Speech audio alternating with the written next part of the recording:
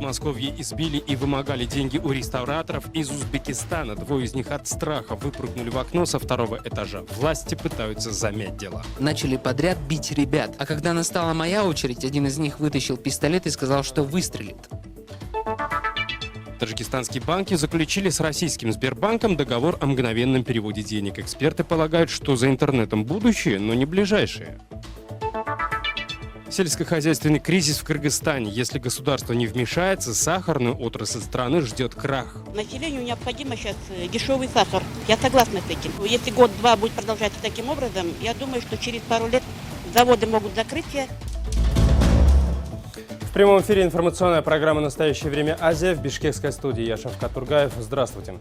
Трагический случай в Подмосковье. Полицейские в частной квартире жестоко избили 3 граждан Узбекистана и 1 гражданина Кыргызстана. 2 из них от страха выпрыгнули из окна 2-го этажа. Мигранты приехали в российскую столицу для реставрационных работ совсем недавно. Пригласили их специалисты Политехнического музея.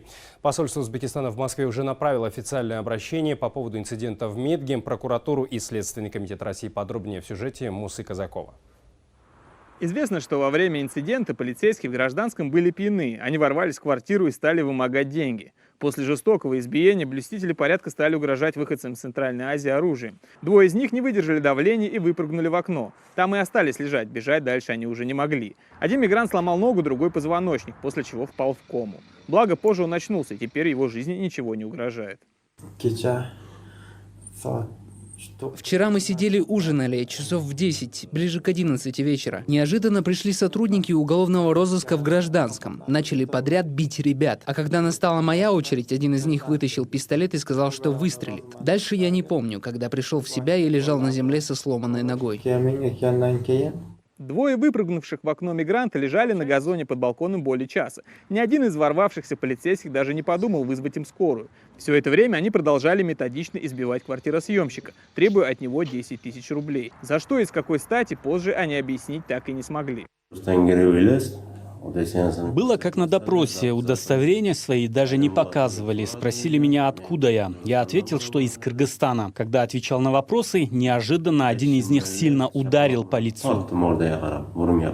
Жена квартиросъемщика вышла из магазина и увидела 2 гостей своего мужа, лежащих под ее окнами. Она и вызвала скорую. Увидев мигалки скорой, налетчики ретировались, но на этом история не закончилась. На следующий день сотрудники уголовного розыска явились в больницу к пострадавшим и потребовали их подписи под документом о том, что они якобы подрались между собой, после чего и выпрыгнули из окна. Мигранты испугались или, возможно, пожалели своих обидчиков. Словом, в итоге подписались под этим документом, даже не читая его содержание. Далее дело в свои руки взяли правозащитники. И намекнули на то, что у них могут быть проблемы, типа могут найти наркотики у них в квартире, а другой вот такие проблемы могут быть. После этого я позвонил дежурному прокурору Московской области. Он дал номер телефона Следственного комитета по Московской области. Туда позвонил, мое заявление приняли. В свою очередь, правозащитник Валентина Чупик обратилась в отдел собственной безопасности. Она же помогла остальным пострадавшим мигрантам, всем тем, которые оставались в квартире, составить заявление в правоохранительные органы. Они пошли вдвоем избивать оставшегося гражданина Кыргызстана Умара. Они его били попеременно в кадык, в солнечное сплетение по почкам и ставили подножку. Он падал, они ему приказывали встать, снова били в кадык, в солнечное сплетение по почкам, подножку, снова приказывали встать и требовали 10 000 рублей. Прокомментировать ситуацию мы попросили начальника пресс-службы УВД Московской области. По данному факту назначено проведение служебной проверки, в ходе которой тщательно и всесторонне будут изучены обстоятельства произошедшего. В случае установления вины полицейских они будут уволены из органов внутренних дел по отрицательным мотивам и понесут наказание в соответствии с законодательством. Кроме того, к строгой дисциплинарной ответственности будут привлечены их непосредственные руководители. Между тем, пострадавшие мигранты, опасаясь новых неадекватных шагов со стороны нападавших, переехали в другую квартиру. Полицейские налетчики все еще находятся на свободе. Муса Казаков, специально для программы «Настоящее время. Азия», Россия, Московская область. От предупреждений к репрессивным методам Ферганской области Узбекистана по приказу руководства города Коканд составляют тайные списки школьниц в мусульманских платках. В них указаны имена, фамилии, отчества носящих хиджаб учениц, а также данные их родителей, адреса и места их работы. В списке школьницы разделены на 3 категории. Девочки, которые перед началом урока снимают свои платки, ученицы, бросившие школу из-за запрета на ношение мусульманского платка, и школьницы, которые ходят на занятия в платках.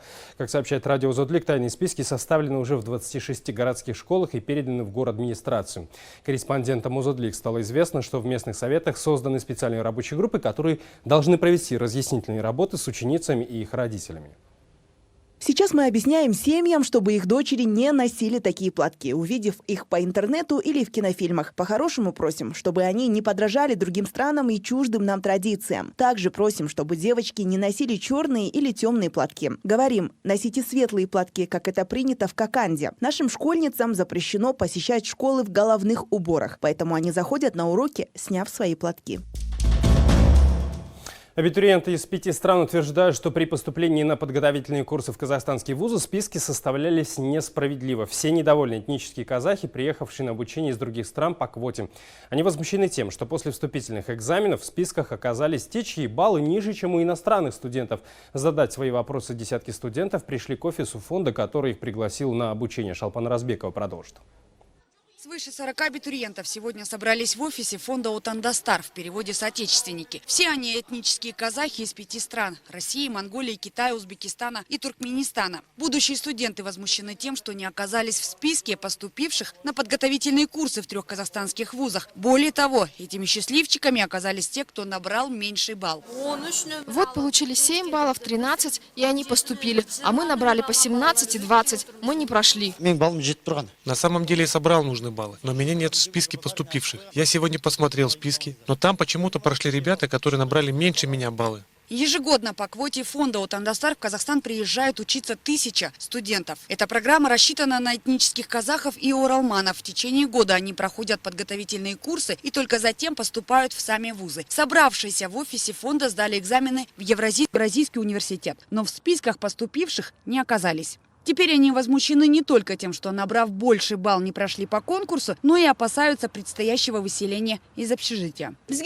Мы пришли к представителям фонда, чтобы они разъяснили нам все и пригласили представителей министерства. Мы возмущены тем, что 140 студентов поступили, их сейчас разместят в общежитии, а нас выселят. Как оказалось, выселять студентов никто не собирается. Представители министерства обещали разобраться с распределением. Те, кто не поступил на курсы в Евразийский университет, смогут обучаться в других вузах. Для этого абитуриентам необходимо написать заявление в Министерство образования. В кратчайшие сроки чиновники обещали решить проблему. Директор же общежития заявил, что пока они не получат приказа о выселении или заселении, приезжие абитуриенты на улице не останутся. Кто вам сказал, что вас выселяют? Мы пока не получим официальные приказы, мы никого выселять не будем. Вы сначала разобраться, спросить должны были, а не звонить журналистам и телеканалам. Фонд «Отандастар» был создан чуть более года назад. Он призван помогать этническим казахам, всем тем, кто намеревается вернуться на историческую родину. Шолпан Разбекова, Павел Энгельгард. Настоящее время. Азия. Казахстан. Кыргызстанский политик Омирбек Бабанов вылетел в Москву на родине. Он пробыл 1,5 месяца. Вместе с ним в столицу России отправился депутат парламента Мирлан Дженчуроев. В окружении Бабанова сообщили, что он может свободно передвигаться как внутри страны, так и за ее пределами. Причина отъезда не сообщается, однако источники говорят, что он вернется в Кыргызстан.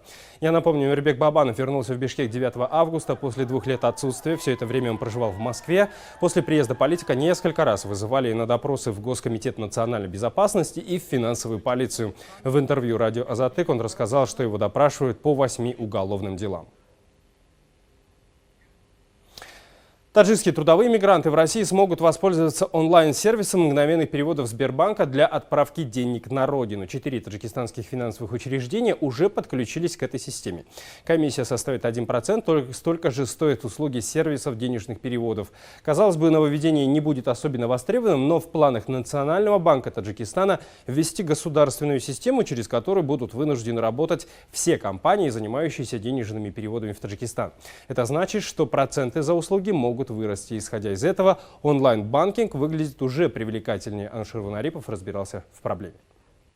Интерес к онлайн-системе денежных переводов от Сбербанка у мигрантов из Таджикистана есть. Деньги можно будет перевести моментально, без очередей заполнения бумаг. Нужно будет подключиться к услуге Сбербанк онлайн в России, а дома близким оформить пластиковую карту уже местного банка. В Впрочем, пока никто не торопится. Системы денежных переводов – проверенный и надежный способ отправить заработок родственникам. Онлайн-системы — это хорошо. Я сам пользовался, когда был в Москве. Очень удобно перевести деньги или оплатить что-то при покупке. Если бы не было процентов, людям было бы гораздо лучше.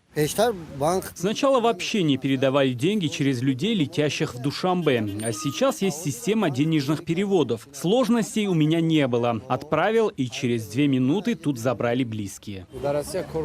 Я работал в России, что сказать, иногда не успеваешь перевести деньги. Рано утром уже на работе. А онлайн-система, наверное, будет удобней. Только с января по июнь этого года трудовые мигранты перечислили более 1 миллиарда 110 миллионов долларов в Таджикистан. Примерно 1% составил заработок компаний денежных переводов. 4 таджикских финансовых учреждения подписали контракт с российским Сбербанком на предоставление услуг онлайн-переводов. Одно из них – Спитамент-банк. Здесь уверены, что новая система позволит получить существенную часть рынка и потеснить старых игроков. Комиссия при отправке у нас 1%. Этот 1% берет Сбербанк России. Здесь мы идем по подходу на данный момент без комиссии. Не брать комиссию. Но у нас есть некоторые еще доработки, где в картах у нас есть там 0,5%, мы это тоже идем к тому, чтобы убрать вот эти комиссии, чтобы клиенту, мигранту было удобно. Он должен быть конкурентоспособным данный вид бизнеса с традиционными денежными переводами. Местные банки финансовые выгоды сейчас не получат, но существенно расширят клиентскую базу. В будущем карты того же Спитамент-банка будут у сотен тысяч таджикистанцев. То есть они станут клиентами этого учреждения и привыкнут работать именно с ним. Но независимые эксперты уверены, что быстрого перехода на онлайн-банкинг и резкого роста количества клиентов ждать не стоит. Из-за того, что сейчас в Таджикистане банковский кризис и некоторые системообразующие банки практически не работают, люди сейчас не верят банкам. Для того, чтобы вернуть доверие хотя бы в половину от того, каким оно было до кризиса в 2015 году, нужны годы. Национальный банк Таджикистана планирует запустить государственную систему денежных переводов. После этого все компании на этом рынке должны будут работать только через нее. Пока неизвестно, когда это случится и как она будет функционировать, но, возможно, внедрение госсистемы подтолкнет развитие интернет-банкинга. Если бы у национальной системы были бы ниже проценты, чем сейчас снимают при переводах, или можно было бы получить деньги без очередей, в таком случае система была бы нужна. Но если проценты будут снимать и в национальном банке, то людям такое не нужно, и они будут искать альтернативу. Национальный банк и так неплохо зарабатывает на переводах трудовых мигрантов. С 2016 года регулятор обязал местные банки выдавать рублевые переводы только в национальной валюте Сомони. А это 90% всех пересылаемых мигрантами денег. Нацбанк на рубли потом выкупает в российских банках доллары. Ануш Арипов, Насим Исамов. Настоящее время Азия. Смотрите далее в нашей программе. Сельскохозяйственный кризис в Кыргызстане. Если государство не вмешается, сахарную отрасль страны ждет крах. Населению необходимо сейчас дешевый сахар. Я согласна с этим. Если год-два будет продолжаться таким образом, я думаю, что через пару лет заводы могут закрыться. В Туркменистане сложная ситуация с продовольствием. В государственных магазинах Марийского вилаята людям, чтобы купить муку, приходится записываться в очередь на следующий месяц. Как сообщает корреспондент туркменского бюро «Радио Свобода» Азатлык, жители Мары до сих пор не могут купить месячный паёк муки за сентябрь. Мука появляется в редких случаях и в небольших объемах, поэтому люди в буквальном смысле дерутся за нее. Мука в частных магазинах стоит в 5-6 раз дороже, правда, ее можно купить практически в любое время. Похожая ситуация в Либабском и Дашагузском вилаятах. Ранее мы сообщали, что непростая ситуация в стране и с другими продуктами питания, в частности с хлопковым маслом и куриными яйцами. Работник Министерства торговли и внешнеэкономических связей в интервью Азатлыку 17 сентября сказал, что власти страны перед Днем независимости ставят в приоритет обеспечить продовольствием прежде всего Ашхабад. Но у властей не получается обеспечить продуктами даже столичные государственные магазины. Как рассказал нам в интервью независимый туркменистанский журналист Апармамед Непискулиев, ситуация с дефицитом продовольствия в стране очень серьезная по ряду причин, начиная от неурожайного года и заканчивая бюрократией. В Туркменистане был собран минимальный уровень урожая пшеницы. Да, были приписки того, что там 1 миллион с лишним, но если посмотреть правде в глаза, то там не больше 400 тысяч тонн пшеницы. Это практически ничего. Вот. Также плюс ко всему на этой ситуации сказывается проблема с валютой. Валюты у нас нет, потому что Туркменистан погряз в долгах. Бердымухамедов и его воровская семейка, они выжимают все, что могут выжать из экономики Туркменистана. Плюс ко всему, очень серьезная ситуация, плачевная ситуация, мягко выражаясь, с агропромышленным комплексом Туркменистана, потому что в Туркменистане очень много посевных земель, а именно тех земель, которые предназначены для посева пшеницы, они засолены. То есть поднимаются грунтовые воды, и, соответственно, с грунтовой воды поднимается соль. То есть эти поля уже непригодны для посева. Это во-первых. Во-вторых, в том же агропромышленном комплексе есть такая страшная проблема, как коррупция, бюрократия. И даже если дайханец соберет урожай, он должен будет свой урожай сертифицировать. А там огромная кипа бумаг должна быть. И чтобы каждую бумажку получить, необходимо каждому чиновнику из той или иной организации или из того или иного ведомства дать деньги. Сапар Мамед Непескулиев рассказал, что в Туркменистане уже сейчас в стране люди серьезно не доедают, и если правительство в ближайшее время не предпримет мер, то через какое-то время страна окажется на пороге большого голода.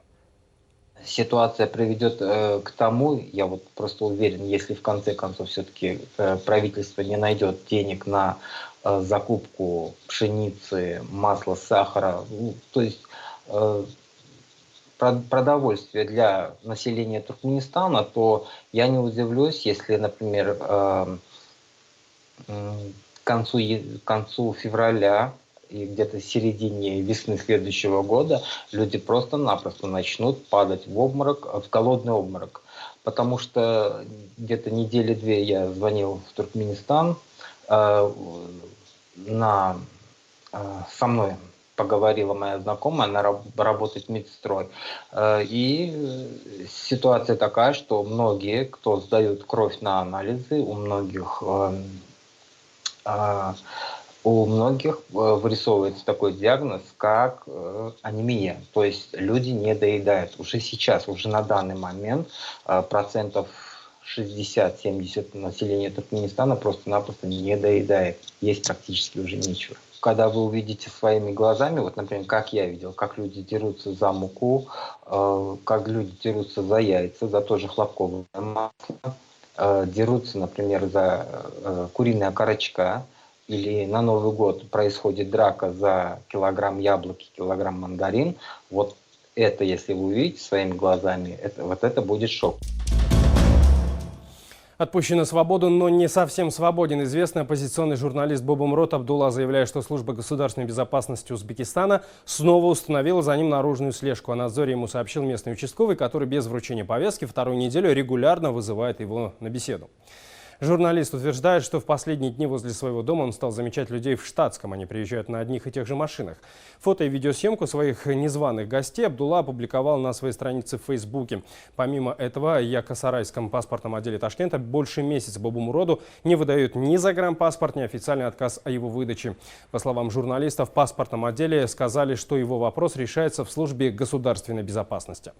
Когда я еду на какие-то мероприятия, например, на встречу со спецдокладчиком ООН по независимости судей и адвокатов господином Диего Гарсия Саяном, я видел за собой наружную слежку. Какой еще может быть надзор, если я уже отбыл судебное наказание? Или у нас органы сами по себе без решения суда тоже выносят какие-то наказания в виде бесед, в виде надзоров над людьми, которые уже отбыли судебное наказание. Я считаю это прямой преградой со стороны службы государственной безопасности на мою журналистскую деятельность. Тем временем правоохранительные органы Узбекистана с начала этой недели стали разыскивать другую журналистку и правозащитницу Малахат Эшанкулову. После нескольких безуспешных попыток пересечь границу неделю назад она все-таки смогла вылететь в Польшу на конференцию ОБСЕ.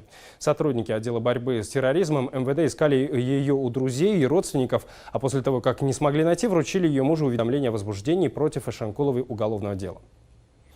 Как оказалось, правозащитницу обвиняют в оскорблении и клевете. Эшанкулова якобы при попытке вступиться за бывшего политзаключенного Нишамбая Худайбердиева оскорбила руководство Заминского района Джизакской области. Соратники правозащитницы утверждают, что в случае признания ее виновной ей грозит от 2 до 3 лет лишения свободы.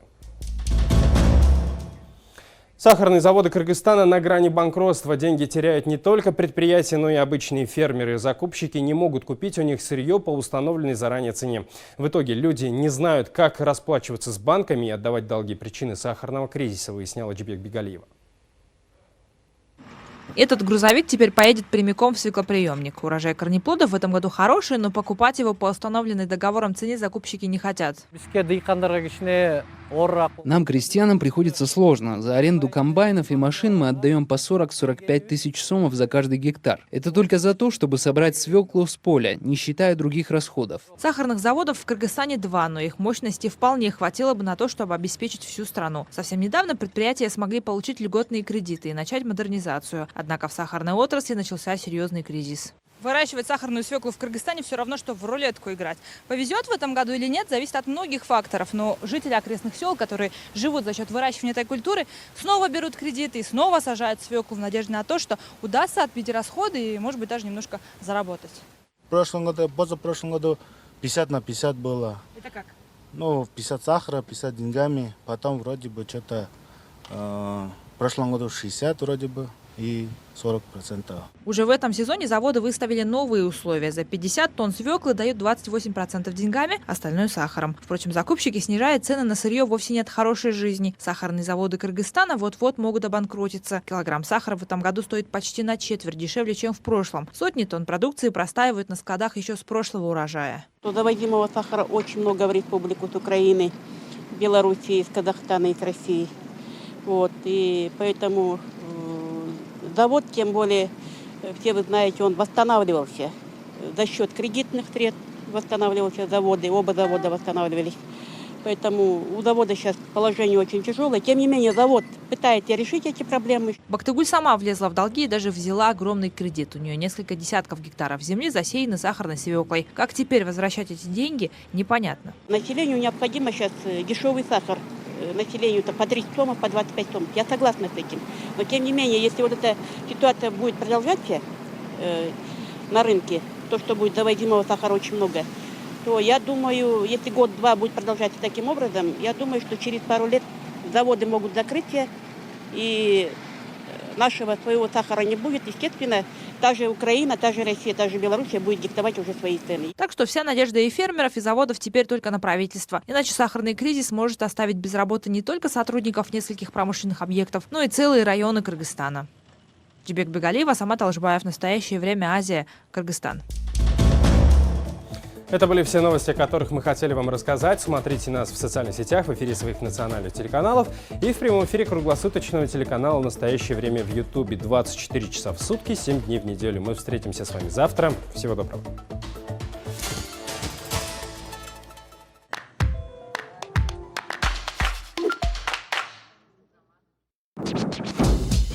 Его карьера построена на новаторской фотожурналистике для крупных международных журналов. В журнале «Штерн» меня попросили сфотографировать этого необычного молодого человека. Мы были очарованы этой личностью. Его преследовали слава, скандалы и стереотипы. Я совмещал свою любовь к искусству с любовью к фотографии.